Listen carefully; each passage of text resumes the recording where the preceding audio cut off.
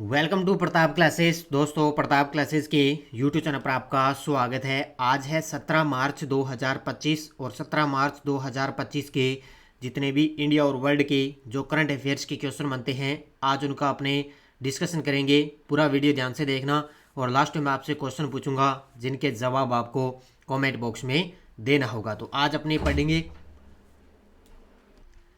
अपने पढ़ेंगे Astra beyond visual range air to air missile का सफल परीक्षण, 3 देशों के बीच में मरीन सिक्योरिटी बेल्ट 2025 अभ्यास और 2028 तक भारत की अर्थव्यवस्था दुनिया की तीसरी सबसे बड़ी अर्थव्यवस्था बनने जा रही है। इनकी आज हम चर्चा करेंगे पूरे लेटेस्ट न्यूज़ के साथ में। डेली आपको सुबह 7:30 पर ये करंट अफेयर्स की क्लास आपको मिलती है। तो करें स्टार्ट आज की क्लास। सभी साथी एक बार करेंगे सेशन को लाइक शेयर।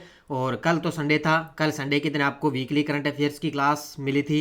तो सबसे पहले हम जो शनिवार के दिन हमने पढ़ा उसको करते हैं रिवाइज। भारत 2024 में दुबई में प्रत्यक्ष विदेशी निवेश का अग्निस्रोत बन गया, जिसने किन देशों को पीछे छोड़ दिया? तो अमेरिका, फ्रांस और यूके। भारतीय जीव वैज्ञानिक और वन्य जीव संरक्षणवादी पूर्णिमा देवी बर्मन को टाइम पत्रिका द्वारा किस पुरस्कार के लिए सम्मानित किया गया? Woman of the year. GMR airport infrastructure limited की सहायक company Delhi international airport limited को 2024 में कौन सा पुरस्कार मिला? तो airport service quality airport experience award से सम्मानित किया गया।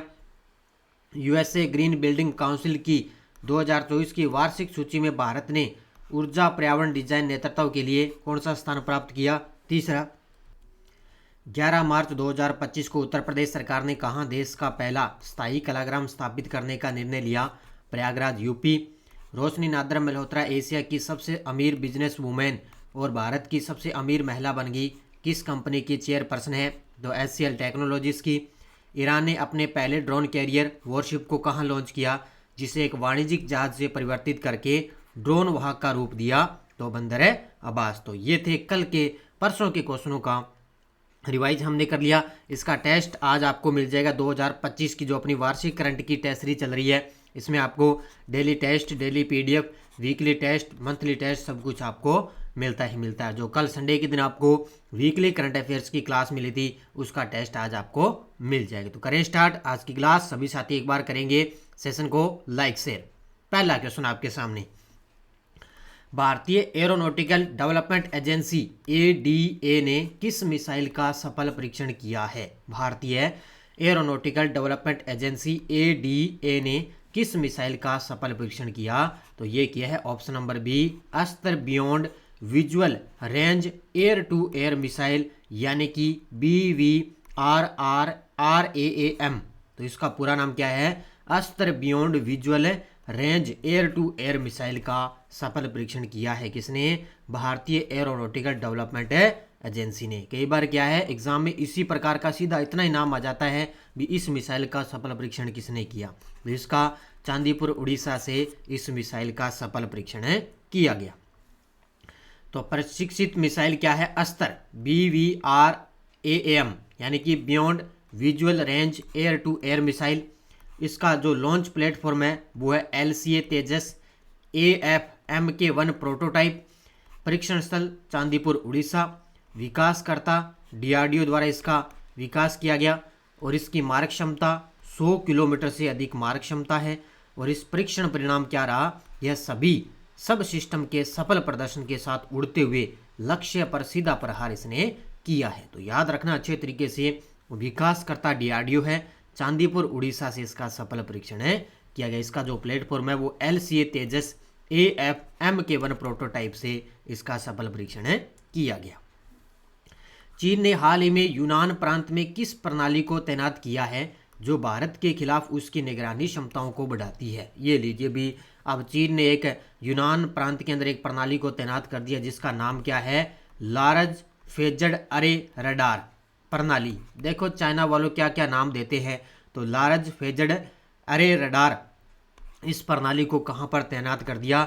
इसने कर दिया भारत और म्यांमार की सीमा पर। भारत और म्यांमार की सीमा पर इस प्रणाली को तैनात कर दिया कि भारत के खिलाफ उसकी निगरानी क्षमताओं को ये बढ़ाएगी। देखो अब चीन ने हाल में यूनान प्रांत में लार्ज फेजड अरे रडार प्रणाली तैनात की है, जो भारत के खिलाफ उसकी निगरानी क्षमताओं को महत्वपूर्ण रूप से बढ़ाती है। यह रडार भारत म्यांमार सीमा के पास में स्थित है और यह रडार 5000 किलोमीटर से अधिक की दूरी तक निगरानी कर सकती है, यानी कि 5000 किलोमीटर से अधिक की दूरी तक ये निगरानी करेगी। तो ये भारत और म्यांमार की सीमा पर इसको तैनात किया गया। मरीन सिक्योरिटी बेल्ट 2025 अभ्यास कौन कौन से देशों ने भाग लिया है? अब कौन सा अभ्यास है? Marine security belt 2025। इस अभ्यास के अंदर किन किन देशों ने भाग लिया? तो 3 देश हैं, ईरान है, रूस है और चीन की नौसेना है। और ये अभ्यास किया कहाँ पर गया? ओमान की खाड़ी में। याद रखना कहाँ पर किया गया? ओमान की खाड़ी के अंदर ये अभ्यास किया गया। तो ईरान, रूस और चीन। कौन सा अभ्यास? Marine security belt 2025। तो ईरान, चीन और रूस की नेवी ओमान की खाड़ी में संयुक्त नौसैनिक अभ्यास किया है। हाल ही वर्षों में ईरान, चीन और रूस ने सैन्य संबंधों को लगातार मजबूत किया और यह अभ्यास इसी दिशा में एक कदम है। ईरानी बंदरगाह चाबहार के पास हो रहे इस अभ्यास को सिक्योरिटी बेल्ट 2025 नाम दिया गया और इनका ये 5वां संयुक्त सैनिक अभ्यास है, नौसैनिक अभ्यास, जिसकी शुरुआत 2019 के अंदर हुई थी। यानी कि अब की बार इनका 5वां संस्करण आयोजित हुआ है इस अभ्यास का। तो कौन सा अभ्यास है? Security belt 2025। भारतीय रिजर्व बैंक को लंदन स्थित सेंट्रल बैंकिंग द्वारा किस अवार्ड से सम्मानित किया गया? भारतीय रिजर्व बैंक आरबीआई को लंदन स्थित सेंट्रल बैंकिंग द्वारा किस अवार्ड से सम्मानित किया गया? तो इनको सम्मानित किया गया है डिजिटल ट्रांसफॉर्मेशन अवार्ड 2025 से। और वर्तमान में आरबीआई के 26वें गवर्नर कौन है? संजय मल्होत्रा। तो अभी आरबीआई को लंदन में डिजिटल ट्रांसफॉर्मेशन अवार्ड 2025 से सम्मानित किया गया। और आज की क्लास में बड़े ही गजब के प्रश्न हैं आने वाले एग्जाम के अंदर। भारतीय रिजर्व बैंक आरबीआई को लंदन यूके स्थित सेंट्रल बैंकिंग द्वारा डिजिटल ट्रांसफॉर्मेशन अवार्ड 2025 से सम्मानित किया गया। यह पुरस्कार आरबीआई की सफल डिजिटल पहलों, एक तो प्रवाह और एक है सारथी के प्रभावी कार्यान्वयन को मान्यता देता है। यानी कि एक आरबीआई की 2 प्रमुख पहल है, एक तो है प्रवाह और एक है सारथी। इन 2 पहलों को शुरुआत की थी आरबीआई ने और इन दोनों के प्रभावी कार्यान्वयन को मान्यता देता है। इन्होंने अच्छा काम किया, इसलिए उन्होंने सेंट्रल बैंकिंग द्वारा डिजिटल ट्रांसफॉर्मेशन अवार्ड 2025 से सम्मानित किया गया।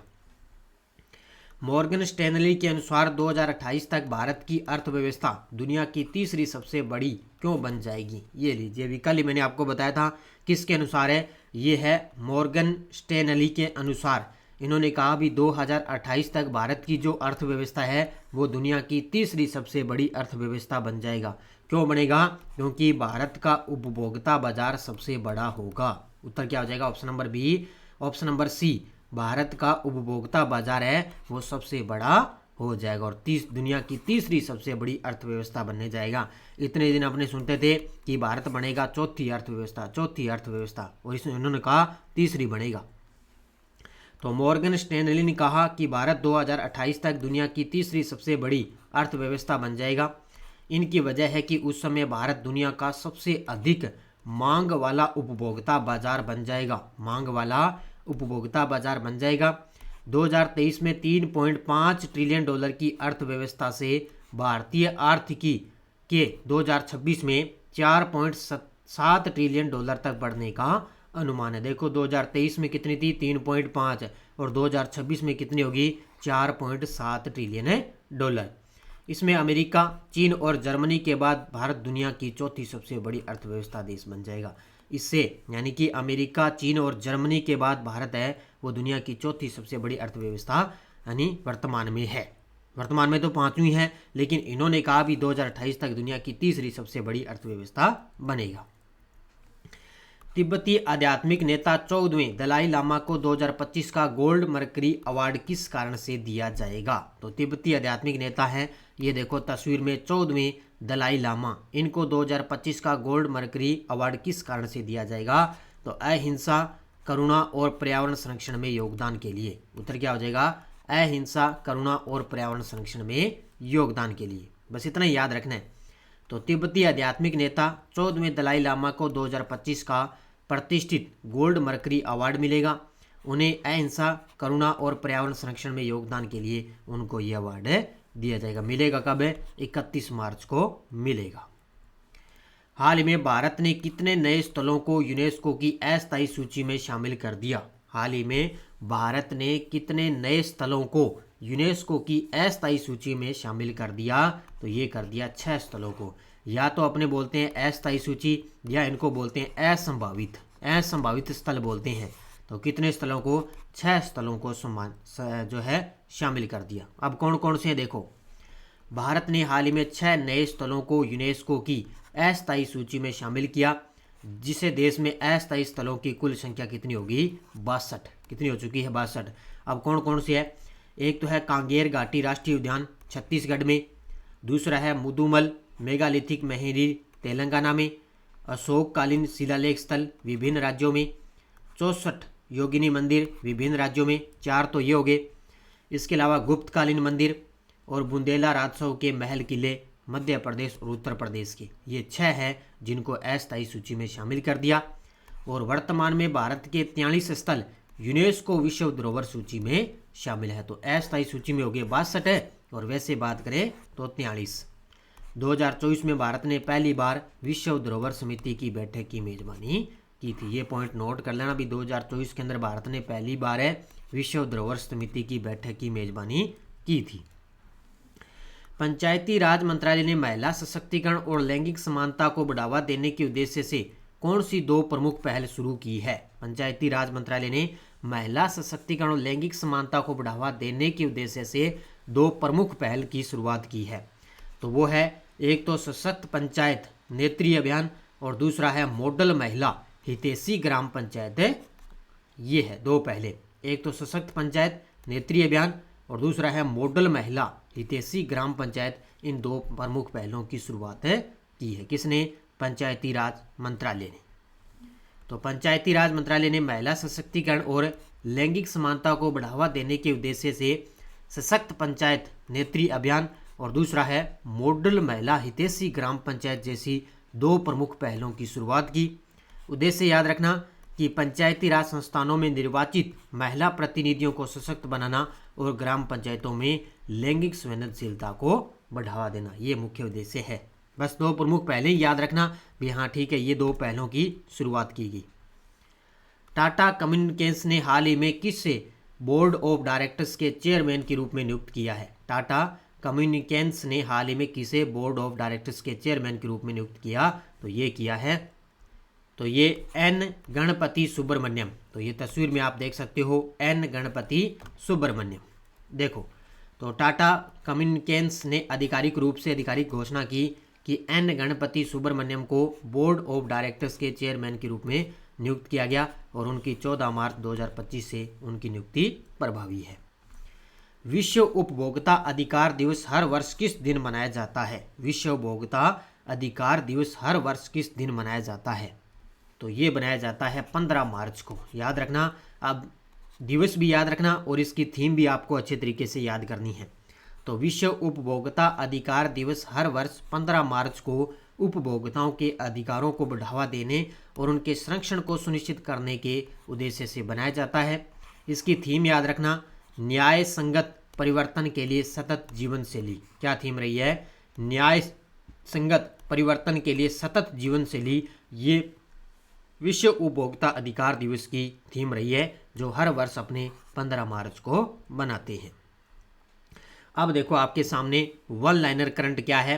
एक तो है गूगल ने GEMMA 3 लॉन्च किया है, जो हल्का ओपन AI मॉडल है। अब ये जितने भी ओपन AI मॉडल की बात आती है ना, उनको अच्छे तरीके से पढ़ा करो, क्योंकि आजकल ज़माना ही AI का बन गया, जिसमें स्मार्टफोन, लैपटॉप और अन्य कंप्यूटिंग प्लेटफॉर्म पर प्रभावी रूप से चलाने के लिए इसको डिजाइन किया गया है। तो ये याद रखना। दूसरा है पूर्व भारतीय ऑलराउंडर सैयद आबिद अली का 83 वर्ष की आयु में अमेरिका के अंदर निधन हो चुका है। तो पूर्व भारतीय ऑलराउंडर क्रिकेट खिलाड़ी है सैयद आबिद अली और इनका 83 वर्ष की आयु में अमेरिका के अंदर निधन हो चुका है। तो ठीक है, ये है 1 लाइनर करंट। ये थोड़े बस ध्यान रखा करो। तो ये टेलीग्राम ग्रुप है, कोई सूचना, कोई लिंक, कोई नोटिफिकेशन सब आपको टेलीग्राम पे सूचना मिलती है। पिछले वीडियो क्वेश्चन IQR की रिपोर्ट के अनुसार दुनिया के सबसे प्रदूषित शहरों में कौन सा शहर भारत में स्थित है? तो वो है बिरनी हाइट है, और ये है कहाँ पर है? मेघालय के अंदर है। कहाँ पर है? मेघालय में। और भारत है वो दुनिया का 5वां सबसे बड़ा प्रदूषित देश है। तो बहुत सारे विद्यार्थियों ने बड़े गजब के दिए जवाब। उन सभी साथियों को बहुत बहुत शुभकामनाएं। अब देखो क्वेश्चन फॉर यू, प्रधानमंत्री युवा लेखक मेंटरशिप योजना पीएम युवा 3.0 किस मंत्रालय द्वारा लॉन्च की गई?